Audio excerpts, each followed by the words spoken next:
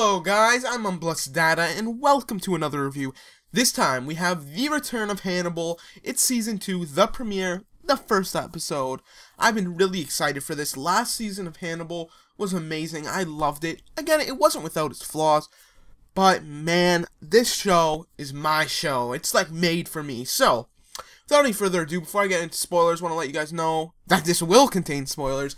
If you do not want to know what happened, watch the episode and come right back here. So, the starting of this episode was crazy. It was a huge fight scene, and what was kind of weird was I seen the trailer for this, for Season 2, and it showed a clip from this fight scene. And I was like, why? What's happening? Why are they fighting? Because the fight scene, it's between Jack and Hannibal. So that's a big spoiler right away, but you know, it was the first scene of the episode, so was it really a spoiler? Kinda, but not really. I still think it is, but the whole fight scene was ridiculous. Really well thought out. Like, the fighting was amazing. And Hannibal, like, he was fighting Jack, and Jack could stand up to him. Like, he was actually holding his own.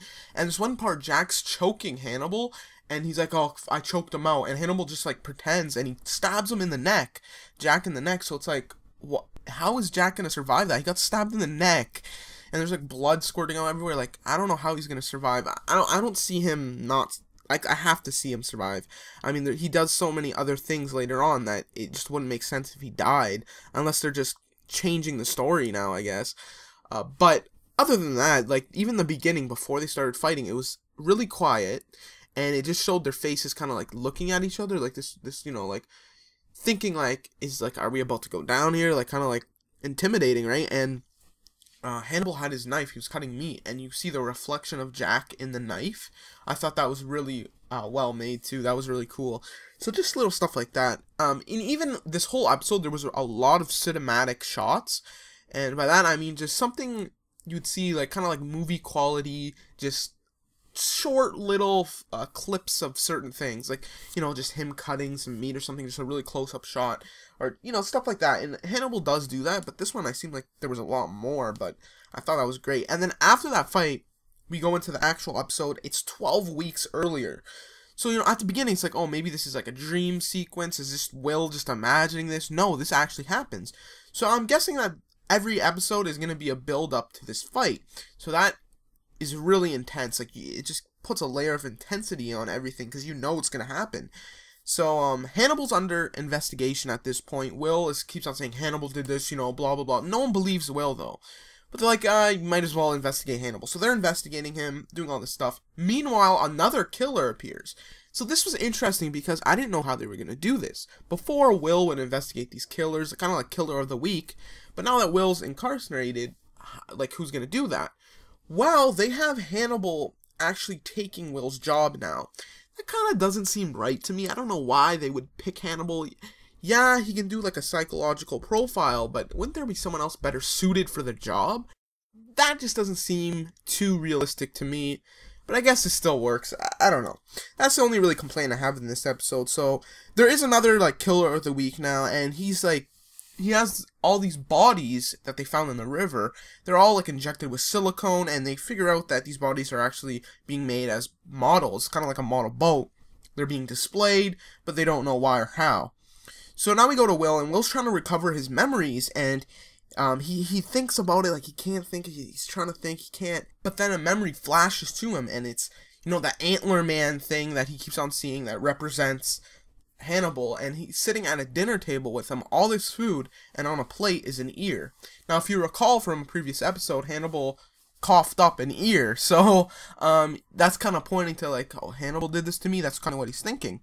Later on, he actually fully realizes the past of what happened, like, slowly remembering it, and we get this scene of Hannibal shoving a tube down Will's throat, and then shoving the ear down his throat.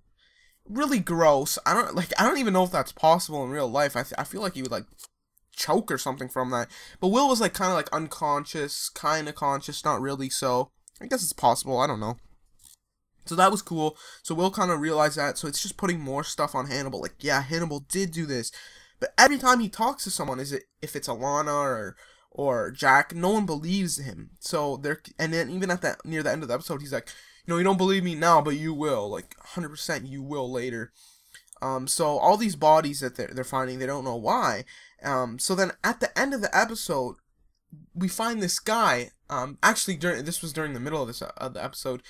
This guy is kidnapped, and we see the man that's been killing all these people, like the killer of the week kind of thing.